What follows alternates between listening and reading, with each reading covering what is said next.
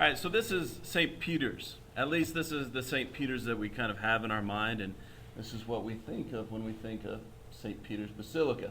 But in actuality, this is really St. Peter's the First. This is the building that Constantine had constructed, the first basilica. A basilica is kind of an interesting word. It comes to us from the Greek notion, not really the church idea of what a basilica is. And we'll get into that a little bit later, but just kind of enough to think that this is from the time of Constantine. So we're talking about construction happening in around 325, and it lasting all the way up almost to the 1500s when it started to fall into disrepair. And they built the second St. Peter's, about the year construction from about 1500 to about 1620. Now, this here is Nero's circus. So Nero, being around the time of thinking the persecution of Peter and the first persecution of the Christians in Rome. So we're talking around 60 to 70 AD. Nero created this circus. Now, a circus was a wonderful place. You would have a lot of activities out there. You'd have chariot races, so you needed to have a big, large area to have the chariot races. They would have gladiatorial fights out here. But the real important thing is that all these things that had to do with blood, death, etc., had to take place outside of the limits of Rome. They had very important zoning issues. And so they placed it outside of Rome on the Vatican Hill. And so what he did is he did it across the river on the Vatican Hill so it could be separate. Now what Nero also did was he was very smart, and he knew of the importance of the ancestor reverence that the Romans had, where they had to go and visit their dead at least once a month, but oftentimes much more frequently. So he combined the two, the practice of reverencing the dead, with the love for sports. And so he built his circus, and up along the top, what we see here in a little bit zoomed in, is the necropolis. Necropolis comes from two Greek words, necro and polis. Polis meaning city, and necros meaning dead. So city of the dead. So they built these mausoleums all along here, and they were really at a premium. And these were kind of the rich and the famous of Rome. So when you go down into the necropolis, go into the Scavi, you can actually see and follow along some of the most famous families in Rome at this time. Now, what we have here is just kind of an overlay picture, some of the decay of the circus of Nero. But kind of important to know is just kind of the fact that right here is the necropolis. Follows along right over here by the obelisk. This obelisk is important to keep in mind because it's the obelisk which now rests in the middle of St. Peter's Square. But kind of to give a more graphic idea, we have to look at this as the side of a hill. The Vatican used to be one of the hills of Rome. So everything's set kind of on a pitch there. Now this caused for a few problems for Nero. And one of the big problems that it caused is that he had to have a flat area. So he had to carve into the Vatican Hill to create that nice flat area so his chariots and charioteers could have their races and go along. Now, the name Vatican. So the name Vatican for the whole hill precedes Christianity. And it's found in this epitaph that predates Christ. So they had this name for the Vatican, and they're not exactly sure where it comes from. But their closest guess is a god named Vaticanus. Kind of makes sense, sounds very similar. Vaticanus was the god of crying babies, to which we all know and love in the church today. But it was very important, this god of the crying babies, Vaticanus, because mothers, before they had their babies, would go and make an offering so that at birth the baby would be crying, which means, of course, that it was alive. Now, I want to go, before going any further into this, want to kind of cover over some of these things that tradition tells us about the crucifixion of St. Peter. Well, St. Peter, being in Rome, was the beginning of the persecutions of Nero. And the thing about it is that he really did not have quite this zeal for it. In fact, there's a story, legend, not necessarily of tradition, but of legend that's been passed down, of the story where Peter is walking out of Rome when the persecutions start happening. And he sees Jesus walking into Rome. And he says the famous phrase, Quo vadis? Where are you going? And Jesus responds to Peter and says, I'm going to be crucified again. And so Peter took this as a real message that he needed to return, and he needed to undergo this passion of his own. But when he did so, he asked his crucifiers if they would crucify him not in the way of his Lord, but in a reverse way. So of course they had never gotten a request before on crucifixion, and this isn't what tradition tells us. Tradition tells us that Peter was crucified with many nails in his feet. In fact, the people who came to rescue his body in between the guard changes that night didn't realize that he had been crucified with so many nails. And they didn't have much time before the guards came back to retrieve the body. They pulled the nails out of hand, and without having much time, they cut off the feet at the ankles. They carried the body. Again, you can't walk around Rome carrying this body. And so they brought it very closely over here to the Vatican, up here, right behind all these mausoleums in something called the Field P. A Field P was just that. It was a field. And it wasn't very far distant from where you have the obelisk sitting right about down here, and then they walked just right over here. So it's not a long distance by any means. Now, they buried St. Peter in what's called a poor man's grave. You have these 6 huge clay tablets, and they just kind of lean up against each other, and then they have these inns that you put on it. It's very poor. It's a very low way to bury a person. They're not even really dug down into the ground very much at all. Their bodies pretty much just rested in a very shallow grave with these tablets put over them. There's almost rarely any inscription to let you know who it is. Being in this Field P, and being the Christians, they passed on by word of mouth where the tomb of Peter was. It's also a little strange because in this place of all the rich and the famous, you have St. Peter's unmarked grave sitting back here in this field all alone. Is a very kind of strange happening. Now this Field P rested up here, again, kind of above and set away from everything else. Now what kind of marks it a little bit later in time is the interesting fact of this monument here called the Trophy Monument or the Gaius Monument. It was built into the red wall, which is this wall right here. And the fascinating thing is that this red wall, they don't know why it's red. And they don't know why it's there. They can say, well, it needed to support from, dirt caving in or things like that. Yes, but the way that it was built was really bizarre. Because it was built with a curve in the wall, right at the place of the monument. So the monument, as if the wall was built exclusively for the monument. Now, we flash ahead a little bit, and we'll talk about Gaius. So I mentioned that this is called the Trophy Monument or the Gaius Monument. Gaius was a historian in the Roman Empire around the year 200. And he was the one who recorded and remarked about all of these people coming into this Field P. And he said, it's very strange because he says, all of these people are coming and they come up to this little monument and it's only about rib cage height and they just say some prayers and they move on. But there's all of these people constantly coming in. And he says, and it's really bizarre because again, it's in this red wall. We don't know what this red wall is. And it's been curved out here. So he just basically remarked on it and didn't say much else about it. Now, to back up from Gaius a little bit, to ask the question as to why was there anything built there at all. Again, this was the tomb in the place of Peter. Now, Peter, they could not put any of this description on the tomb itself, and it had to be passed down by word of mouth because there were these peaks and valleys in the wave of persecutions that would come to the Christians.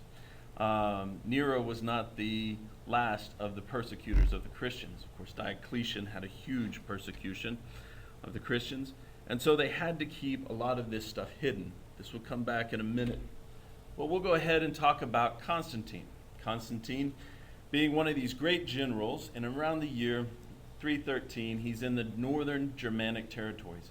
He's pushing out those boundaries, continuing to expand the empire of Rome, conquering all these territories and these Germanic tribes. At that time, the emperor dies. Now, it falls to the 4 generals to figure out kind of who's going to rule the empire. Well, Constantine is the big dog. He's the one who is the powerful one. He's everybody's guest. But he's doing all this work. Maxentius, on the other hand, is in Rome, and he has his troops there, and he kind of just sets up shop. The other 2 generals decide not to get involved too much with this. Kind of happy where they are. And they get a split of the empire a little bit later. So Constantine turns all of his forces back, and he says, well, this isn't, Maxentius isn't going to steal the emperorship from me. It's rightly mine, and he's going to go back. But he's going back over the Alps in wintertime with all of his forces. This is very unplanned for, and he didn't make any provisions for it, in the end losing about 80 to 90% of his forces and resources making the trip back. The night before the battle, of course, his men are very tired. They're looking at this impossible battle, and Constantine says to them, we can do this. Goes back to his tent, and he realizes there's no way that they can do this. So he prays at night, and he says, all the gods listen to me, and whoever is the greatest of the gods, if you give me victory tomorrow, I will dedicate my emperorship to you. And so in the night, he has this dream, and he sees this symbol, and hears these words, in hoc signo vinces. Under this sign, you will have victory, you will win. So Constantine awakes from his dream and tells all of his men, all right, repaint all of our shields. Repaint everything that has my symbol under it, and paint this new, this X and this P crossed over each other. We're serving this PX god. And so they fight, and in the very first drive of the battle, they overwhelm Maxentius on the Moelvian bridge, throw his body into the Tiber River, and as it floats down, all of his troops are seeing this, and they're completely demoralized. They split. Constantine takes little time to reestablish peace, to take and assume the emperorship, and then he brings his mother into Rome. His mother is Helen. Now, Helen, who will later go to the Holy Land and bring back all of these great things that Rome has of the Holy Land, including the Holy Stairs. She comes and she sees this and she says, my son, she says, you're a Christian. This whole time I've been secretly converting. Because, again, waves of persecution. He says, oh, no, Mom, I don't worship the Christian God. I worship this PX God. Oh, she said, honey, she said, I told you to study your Greek. This is not the Latin PX, this is the Greek chi rho, the first 2 letters of the name of Christ. And so he says, all right, I guess I'm worshiping this Christian God. Now he has to figure out how to do that. And so he kind of asks around, and he finds out about Peter, and he finds out about this tomb. And then he asks a little bit more about the rest of the story, and everything really great, and that's really a powerful thing. So to make his first act to honor this Christian God, he honors the one to whom this Christian God gave all of this power on earth. So he builds a basilica. A basilica is not a church. In the Greek world, which is where he's functioning from, the basilica is a courthouse. And so you kind of think of it as a progression. As you start off in the very beginning, that's where you pay your traffic fine.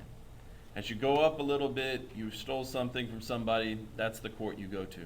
As you go up a little bit further, murder.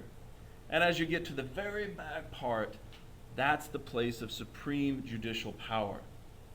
And so Constantine, when he wanted to build this, he said, since Peter was given such supreme power even on earth, but also in heaven, with these keys, he said, we must build a basilica, and the very back part must be over his grave, over his tomb. Now, this same problem that affected Nero 2.5 centuries before, also affects Constantine. It's built on a hill. So what Constantine does is he really comes in there, takes these massive walls, retaining walls. He builds them up. And then he takes the necropolis. And he says, well, okay, this will make for some really good foundation. So he tells all the people to move their bones out. He says, be done with this. Move them out. Well, the people are very upset because they said, you can't tell us to do that. They said, this is our ancestor reverence. And he says, well, the emperor is kind of like a demigod. Therefore, I can tell you to do things that are semi-religious. So move your bones out or I'm going to bury them. Now, for Christians at this time that's happening, they don't mind putting the bones down there. Why? Because at the resurrection, 6 feet down, 600 feet down, it's not going to make any difference. And being next to the bones of Peter, that's a pretty great front row seat for the resurrection. So they brought their family members and these bones in as the pagans were bringing them out. Because Constantine cut off all the roofs of all the mausoleums and dumped in dirt to use them as stability. Because it's right under here that he builds St. Peter's. Now, Constantine took all this dirt, well, his workers did, took all this dirt and filled it in. What used to be the Vatican Hill is no longer, because it is the foundation for St. Peter's Basilica. And so Constantine is the one who's said to literally have the faith that moved a mountain. As you kind of guessed, he put so much effort into building it right there, this basilica right on top of it, that everything happens in a straight line. And there's a couple of diagrams here in a second, but if you were to drop a plumb line from the top of the dome, you'd almost run perfectly through the baldacchino, through the altars, right down into the tomb. In fact, here's a side view of it, looking at the side of the altar. And if you come down all the way through, there's the red wall right under here. This is the tomb. Run the line straight up through there. It was very, very important that Constantine get this right. It was very important. Now, I said that St. Peter's I wasn't a church. And they didn't even have a mass there until some 150, 200 years after it was already constructed and used as a basilica, a place of reverence, not as a place of function until much later. Then came along these different altars. And they had a basic altar. Constantine took that red wall, he cut off the edges of it, and had that trophy monument, and he wrapped it in a marble box. And that was ground level for people. So when they came into St. Peter's I, and they looked straight at it, they would see the trophy monument, if they could see inside that marble box. Now, I'm going to flash forward just a little bit to Papa Pacelli, to Cardinal Pacelli, who later becomes, of course, Pius XII. When Pius XI was still alive, but coming towards the end of his life, he said, well, I want to be buried down with all of the other popes who were buried down in the grottos, which is the level of St. Peter's I, and between that and the flooring of St. Peter's II. So all these popes have been buried down there, and so he sent Cardinal Pacelli to figure out how to make this work. And so he looked at it and he said, okay, well, if we just pull up the marble of Constantinian's floor, original floor, we're just going to dig down, 8 inches, 12 inches, we're going to relay that, and we'll have enough room to stack the sarcophagi on top of each other. Great idea, because, mind you, the Romans were so upset at Constantine that in the history they wrote that he had just destroyed the necropolis. He didn't care to fight the battle, didn't matter, nobody was going to go down there ever again. He had his basilica on top, and that was that. So historians for all these years didn't know that the necropolis was down there. They didn't know that anything but a bunch of dirt was down there, and they thought it was all unstable. Well, as soon as the archaeologists, as really the workers, were the first ones, who took up that marble and they started to dig down, almost immediately they hit this cornice up here. Now they knew that something was up. They shouldn't be hitting something down there, and they can't dig any further down. They've got to call in some people. So they call in some archaeologists. They got very excited because they said, this is exactly what we were hoping. They said, the necropolis has been preserved down there. And they said, Cardinal Pacelli, we have to be able to go down there. We're talking about the cusp of him becoming Pope right now. And so he says, okay, but there's 3 conditions. They said, anything. They said, well, I just want you archaeologists to work on it, nobody else. And he said, oh, all right, we'll take all the credit. So he said the second condition is that you can only work with basic tools. No kind of power tools, nothing like that. I want you to do it with just, the old-fashioned tools. You want us to do it old school? Okay, we'll do it old school. And he said the third condition is you will only work at night. At this point, the archaeologists were a little confused. Why would we only work at night? Well, this being 1938 going into 1939, we have a certain person going around Europe looking for things of antiquity to bring him power. And so, just like in the movie, Hitler was going about and had this fascination with things of antiquity. And so, even if the bones of Peter weren't down there, even if there was nothing else down there, the very thought that they were digging down into the time of ancient Rome was too much of a temptation, thought Cardinal Pacelli, that they said, we're going to do this at night, no big production about it, nobody else will know about it. And so for the next 10 years, the archaeologists went down there and they cleared out these hallways. So I said necropolis, city of the dead. It very much looks architecturally like a city. In fact, on this picture over here, it just looks like a street in Rome even. Even today, some of this architecture is very similar. Also, there's these colors. Most of these colors have not been touched up. What happened is that since they put all that dirt in there, it kept out 2 things, oxygen and moisture. These 2 things which degrade so much the artwork, especially these frescoes or these mosaics. But because it was all packed in there, it kept out all of this degrading elements for about 1,500 years, 1,600 years. So you see even more colors there. Right, moving on. So this is the Egyptian mausoleum. The Egyptian mausoleum is kind of that first stop into the Scavi tour. And what's interesting about it is that they weren't Egyptians that owned it, and they didn't really believe in the Egyptian mythology, but they painted Egyptian mythology around because it was kind of the nouveau thing in Rome. So again, the rich and the famous of Rome, there's a lot of keeping up with the Joneses down there. So they did it by their mosaics. And this is Horus. Horus is the good god of the dead in Egyptian mythology. Anubis is the one you'd rather not see. We say that they don't believe in the mythology or the afterlife and death of the Egyptians because of the way they were buried. They were buried in sarcophagi. Sarcophagi, 2 words, coming again from Greek, sarx meaning flesh, and phagus meaning to eat, flesh-eating boxes. Now, not that they really believed that the boxes would eat the flesh, but you put the bodies in there, and sometime later, if you opened it back up, just bones. There'd be nothing left in there. And this was kind of along the lines of the way that they thought about the body and about the soul. The flesh was a prison for the soul. So the idea was to put it in this box, the flesh gets stripped away, and the soul is set free. Now, this is a very Greek ideal, very beautiful, ornate. You have on this far side, you have Bacchus and his chariot.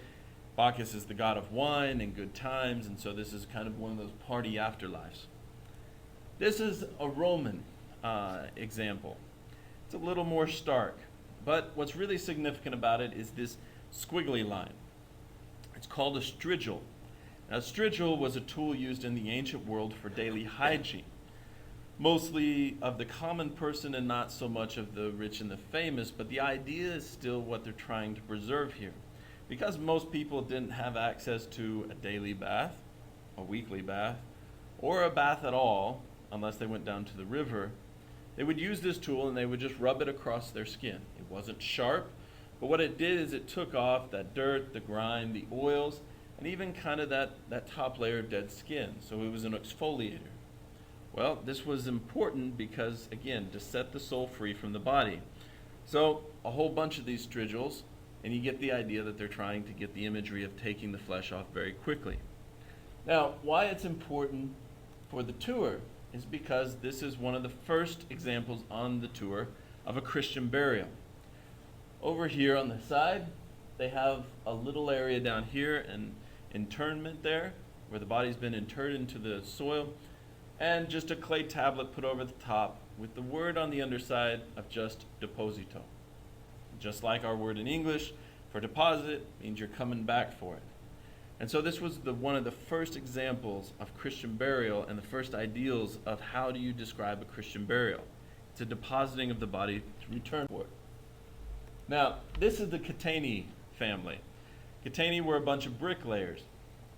And so they made a lot of money off of a lot of the brickwork, especially down there in the necropolis. But they have our second example of a Christian burial. Here we have dormit in pace, rest in peace, sleep in peace. So already we have here some more of these developments of how the Christians in Rome were describing death and how they were describing burials of Christians amongst pagans. Now we come to the great Valeri tomb. The Valeries were a very powerful senatorial family and had it for generations. And they had a very beautiful mausoleum here. They put a lot of their money into a lot of things, extravagancies. But one of the things they did were these plaster statues. Now, I was sitting there and I felt so awkward giving this tour because I was like, plaster, yeah, blah, blah, blah, cheapest stuff on earth. And I had a materials expert who said, actually, in this time period in the Roman Empire, plaster was a new technology. It was a new medium that they were using, and it was very kind of fickle. They hadn't got it all worked out yet. So he said, actually, this would be more expensive to make than to having marble ones chiseled out. And so here they have, again, a great show of wealth, and they made these statues. Problem is, when the archaeologists took down that dirt that was protecting them from oxygen and moisture for 1,500 years, 1,600 years, they were incredibly dry and sucked up a whole bunch of moisture all at once. In the center, we have here an Apollo statue. An Apollo, great god of the mythology, and so of course a very highly one to be praised, but it completely crumbled and shattered. Something else that was affected by the moisture, and thankfully they got a picture of it very quickly, is graffiti. Now, why is graffiti so important? Well, because of what it says.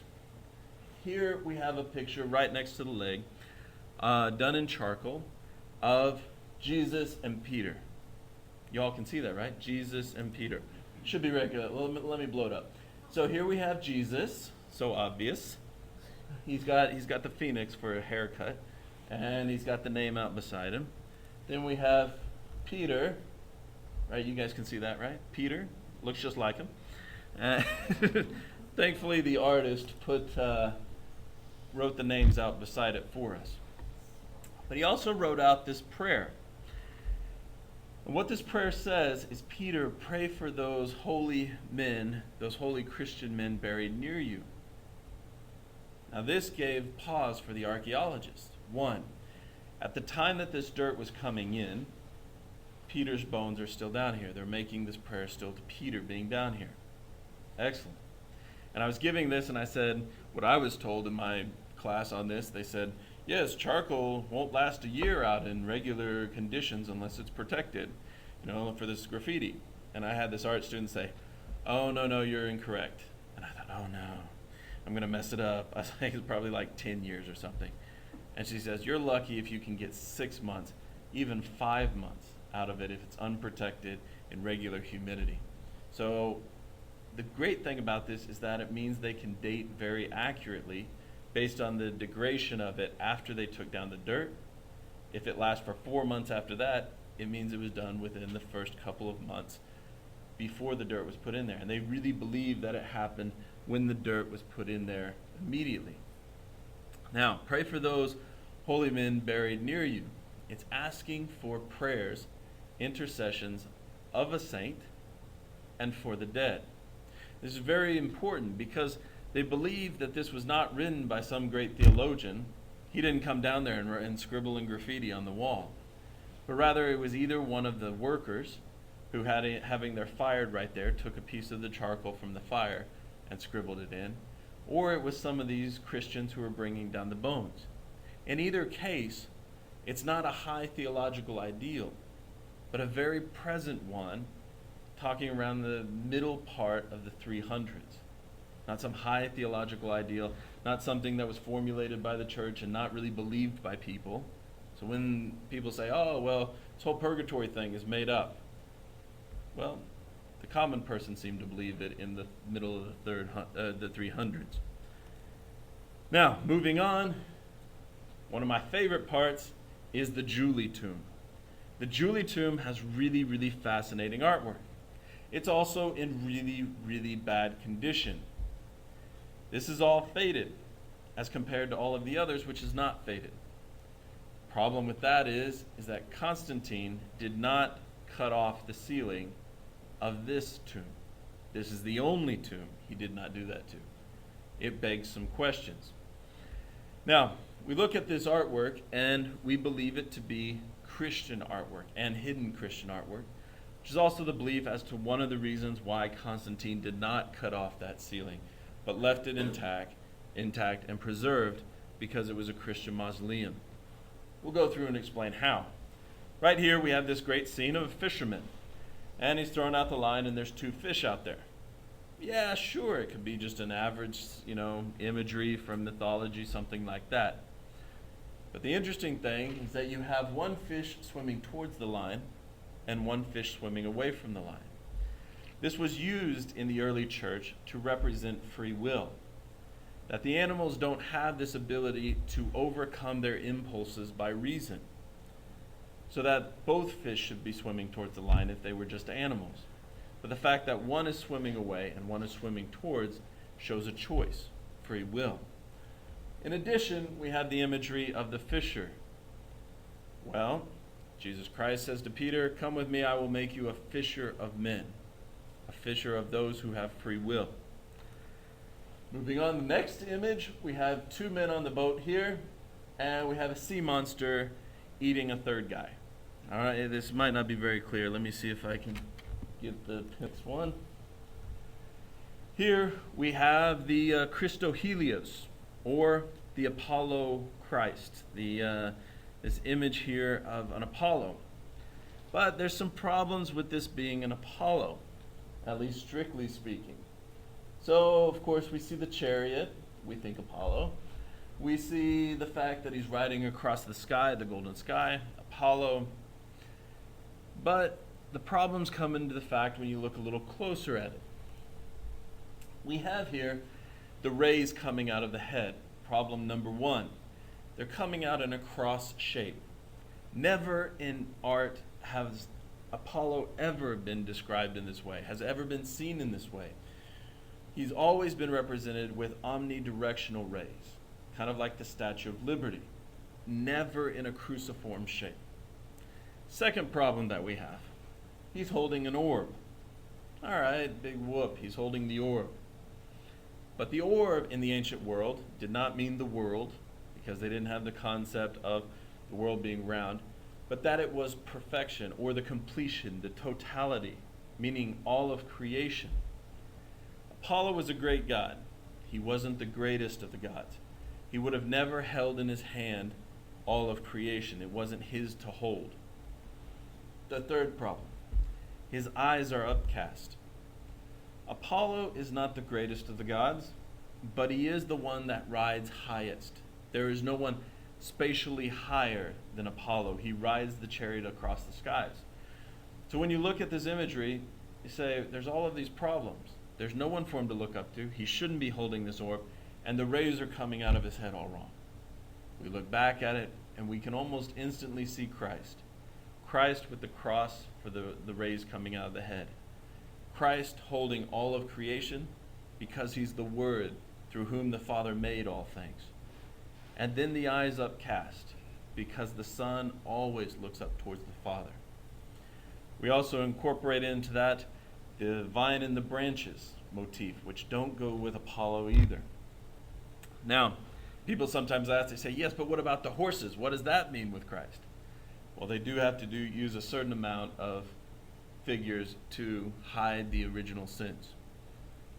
But there was an interesting, one of my tours that I got to give, I had an art historian. And as I'm saying these things, I'm thinking she's going to judge it. It's all going to be wrong, and she's going to rip me apart.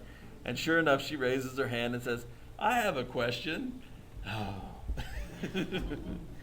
Yes, what is it? Getting ready to eat 2 big bites of humble pie.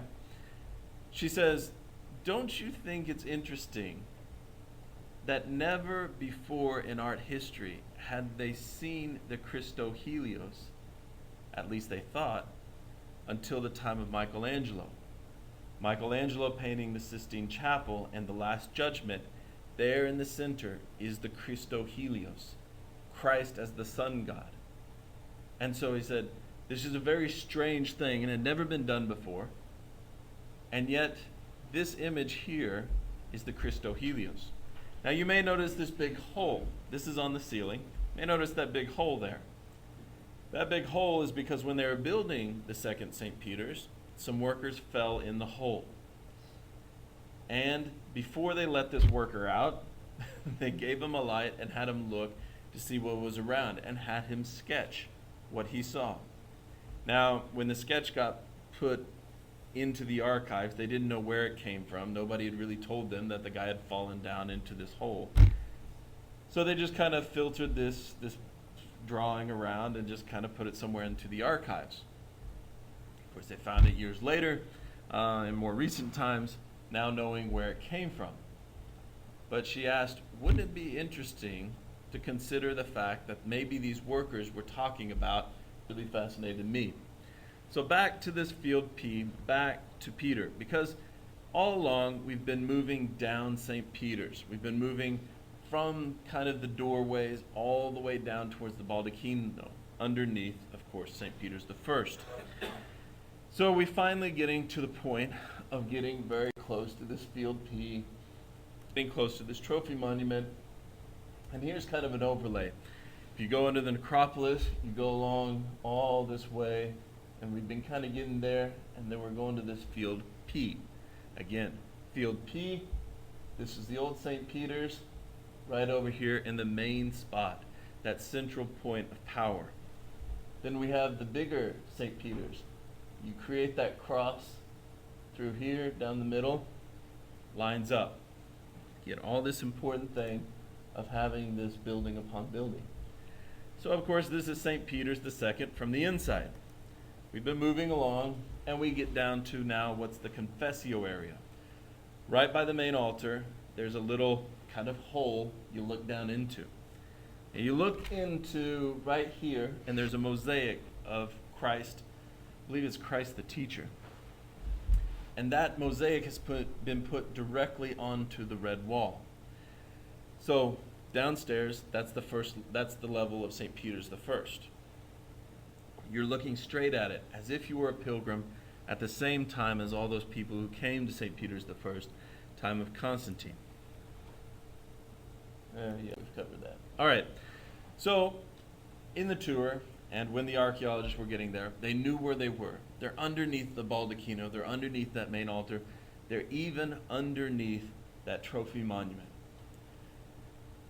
At this point, they said, Holy Father, at this time, Pius XII, they said, we need to take down one of these walls to get into the tomb of Peter.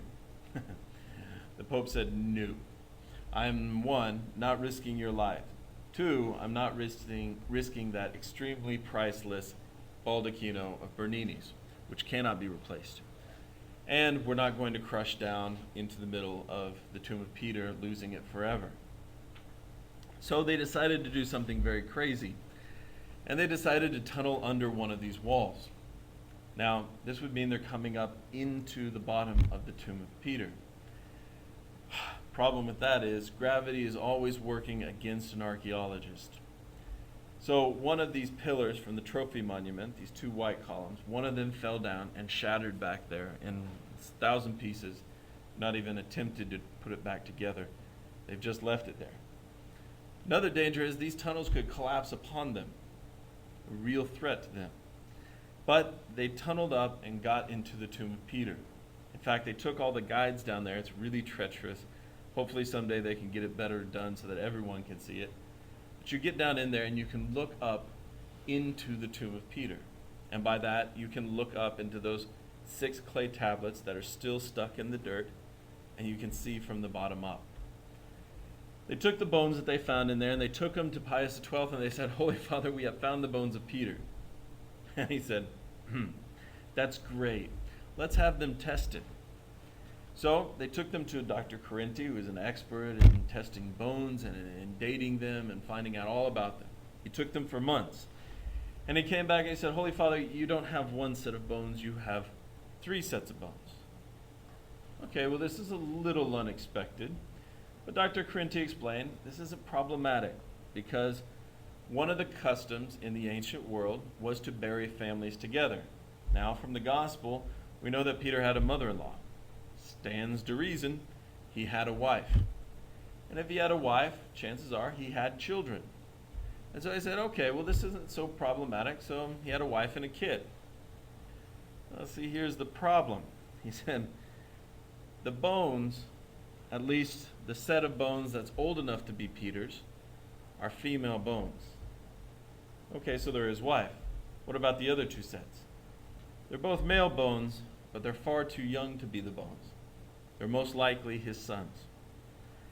So it was kind of a heavy moment because the archaeologists had done everything. They had followed tradition to the T, and they said, this is where the bones of Peter should be. There's no other place they could be.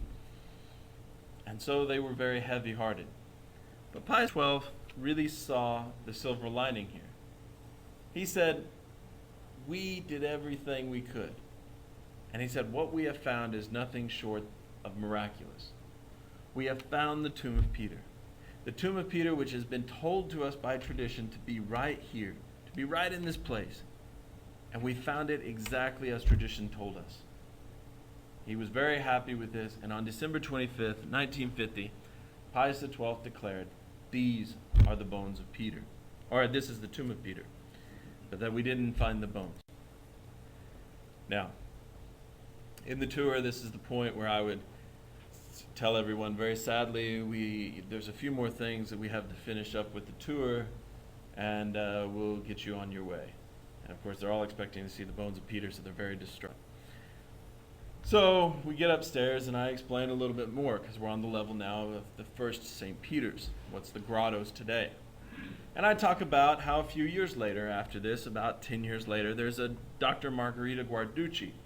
She's an epigraphist, and she's doing some work studying all the scribblings and writings of the ancient world. And her favorite thing, being a good Roman scholar, she is, and herself being Roman, is graffiti. And so she's looking, and there's this graffiti wall, and it's really fascinating. It's got all this stuff on it. And she's written 3 huge volumes, very, very fascinating stuff about the cryptology of it, because they had to write in these symbols to keep it from persecution. And she came upon this one piece that was missing. And she said, asked one of the workers, she said, this is really strange. She said, I'm so perplexed. She said, it doesn't look like it's been missing for hundreds of years. She said, it looks like it's recent. And he says, oh yes, he said, this piece you're looking for. He said, it belongs, or one of the archaeologists took it. You mean he took a piece of history out? Yeah, he said something about wanting to keep a little treasure for himself. So she, in a very violent rage of a flaring up of a good Italian, she storms over to his office, and she goes in there and she demands that he show her this piece. And he says, calm down, calm down. It's my paperweight. Oh, in a rage, she grabs it and tears out of there. And goes back to the necropolis, and she puts it together into the wall and finds out that it reads Petrus Inni. Petros Inni being Greek, and she said, I know a little bit of Greek. She says it means Peter within. But it was weird because it was on a solid wall. He says, well, what could it mean, Peter within, because it's solid wall? Any is used for like the hand is within the cookie jar. The cookies are within the cookie jar.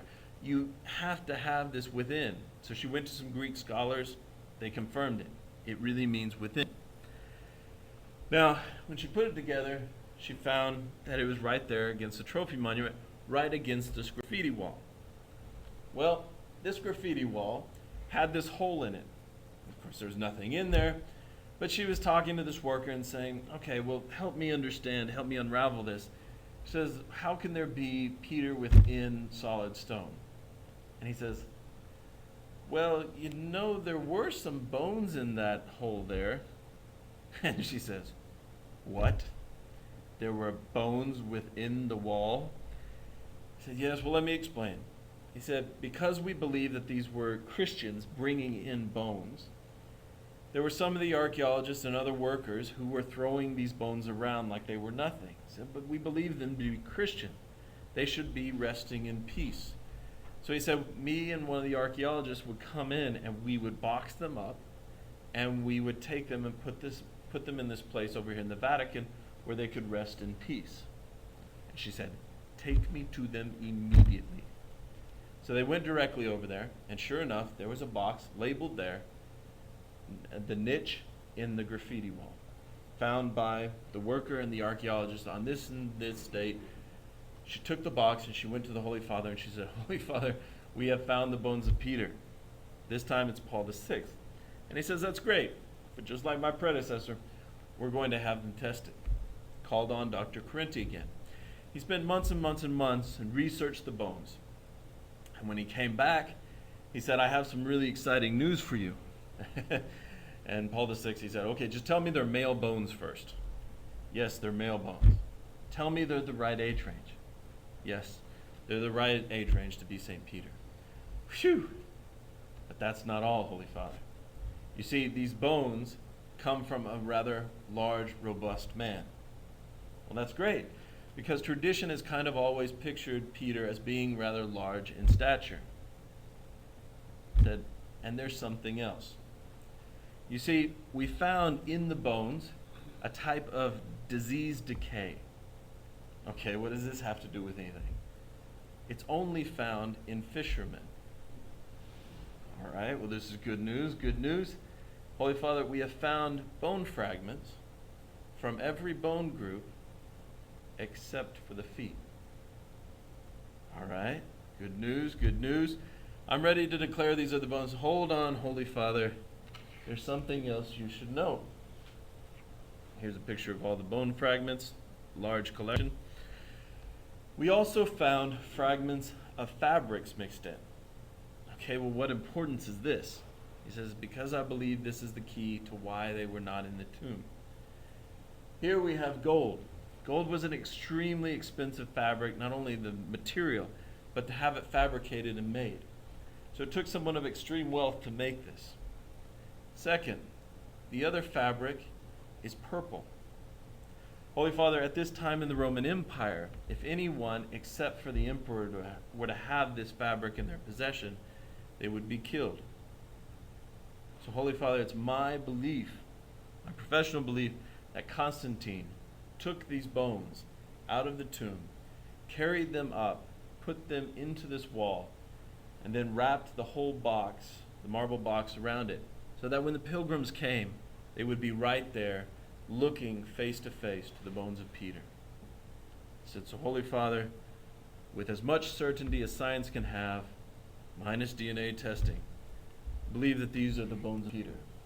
So June 26, 1968, Paul VI declared that we have the bones of Peter.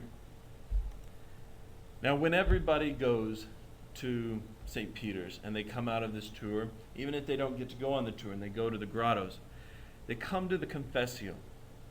The Confessio is a really powerful place, not just because the bones of Peter have been replaced there, and that anyone who goes there looks upon that monument when they see that image of Christ, but because they join all of these pilgrims who have been coming since the very beginning, since as soon as Peter was crucified and laid in that tomb, pilgrims have been coming.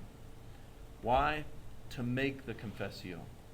The word confessio is very similar to our word confession.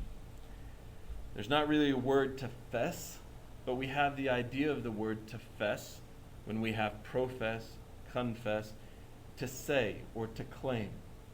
But that prefix of kon means to do with. So Peter made the great profession of faith. You are the Christ, the Son of the living God. We have been constantly making that confession of faith with Peter, saying, yes, you are the Christ, the Son of the living God. And so when you go to Rome, you make this incredible pilgrimage, joining with almost 2,000 years of pilgrims going to make that great act of faith. Thank you.